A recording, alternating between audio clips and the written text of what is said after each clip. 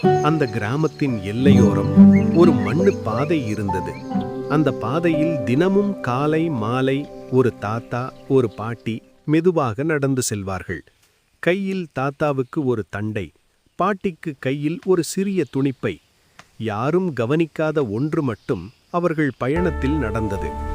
நடந்து செல்லும் போதெல்லாம் பாட்டி அந்த பையிலிருந்து சிறு சிறு விதைகளை பாதையோரம் மெதுவாக தூவுவாள். மாம்பழ விதை, கொய்யா விதை, நெல்லிக்காய் விதை, இவையெல்லாம் முளைக்குமா என்று ஒரு நாள் தாத்தா கேட்டார். பாட்டி சிரித்தாள்.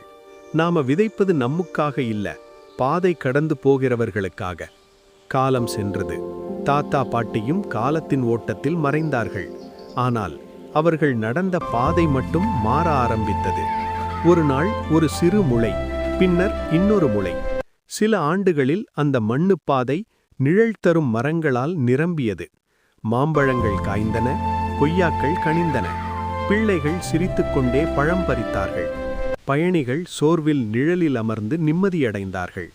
அப்போது ஊர் பெரியவர்கள் சொன்னார்கள், இதெல்லாம் ஒரு காலத்தில் ஒரு தாத்தா பாட்டி நடந்த பாதை.